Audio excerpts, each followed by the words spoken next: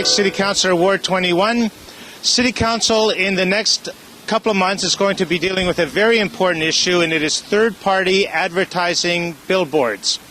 And we are here today at Bathurst and Davenport to take a look at the issue, and in particular, one illegal sign at right by this park, Tollkeepers Park, that I think illustrates the issue for the entire city. So let's take a look at what that sign is and what it's all about.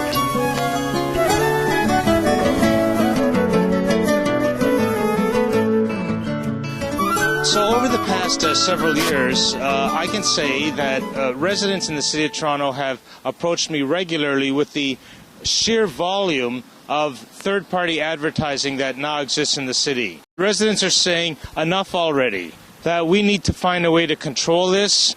When people wake up in the morning, they're bombarded with ads. When they go to work, when they're on the elevator, they're bombarded with ads. And now the ads, of course, are not just simple ads like the one behind us. They are tri-vision ads, and sometimes they are digital ads. So the incursion of advertising in our lives is something that we want to look at as the City of Toronto, as have many other cities across North America. One of the key advocates in this campaign has been Rami Tabello with illegalsigns.ca. Rami, what is wrong with this billboard? It is surrounded by green. There's the Tollkeeper's Cottage beside us here. What's wrong with this billboard, and is this typical of billboards across the city? It's pretty typical of billboards across the city. Our organization conducted diligent research on the legality of these signs. We looked into the archives. We looked into the historic photographs in the archives.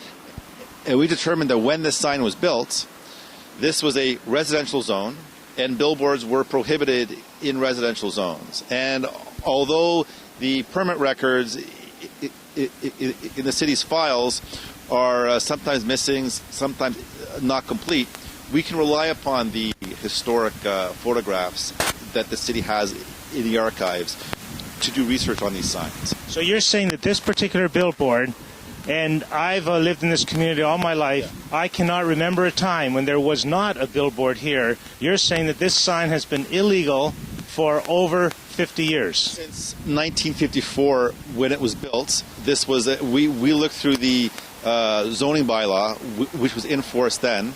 This was a residential zone. Billboards were prohibited in residential zones. There's no permit record for it, and there's no record of a variance being granted for the sign. So using all that data, the city now needs to go out there and make a diligent legal case against this sign. It's going to be very difficult. It's going to cost thousands of dollars. It's going to take a lot of city resources to do this for every sign in the city.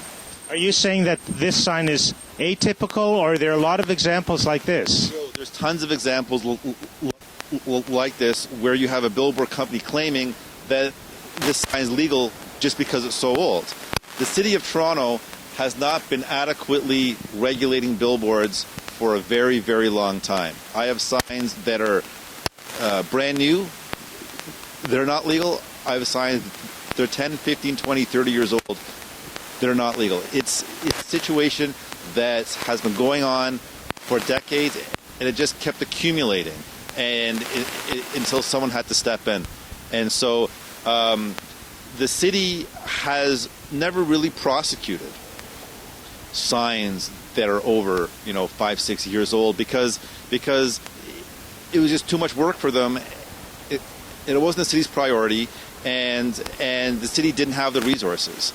So, Rami, over the next few months, we're going to be, as a city, reviewing the third-party sign bylaw.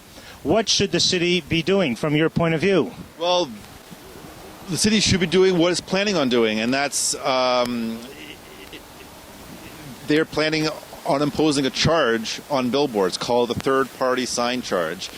And that charge will create a revenue stream from billboards that goes to the city. The revenue stream should be at least $16 million, maximum $50 million, and that money is going to go to fighting these illegal billboards and putting a bureaucracy in place to research the legality of these signs, to prosecute them and take them down. And what do you think the end result of this? So let's say, we get a bylaw in place, we get controls in place, we get a revenue stream, we hire staff to basically enforce the bylaw, get rid of the illegal signs. Will we see a marked reduction in signs in the City of Toronto? You're going to see a huge reduction in billboards in the City of Toronto. Our organization has already had about 100 to 150 billboards removed permanently from our streets. And if we're successful, we can get upwards of 1,000 billboards taken down. But to do that, we need support from City Council. We need residents to contact their City Councils saying that they support this process. So over the next couple of months, what are you advocating residents to do who are concerned about? And certainly I get a lot of calls in my office saying, enough already. We have advertising on billboards. We have advertising in elevators. We have advertising on TTC vehicles. We have advertising on steps in the subways. They're telling me that the sheer volume of advertising is making the city just uncomfortable. What is you and your organization advocating residents, how they can participate in this process? Well, the first thing you can do is go to the website of the Sign Bylaw project. So it's www.toronto.ca/Sign Bylaw project and get involved there. And the other way is to contact your city councillor and the mayor and tell them that you're in favor of properly regulating this industry. So we look forward to a vigorous public debate on it. Let your councillors know what you think, and let council make the right decision on this. Thank you very much, everyone.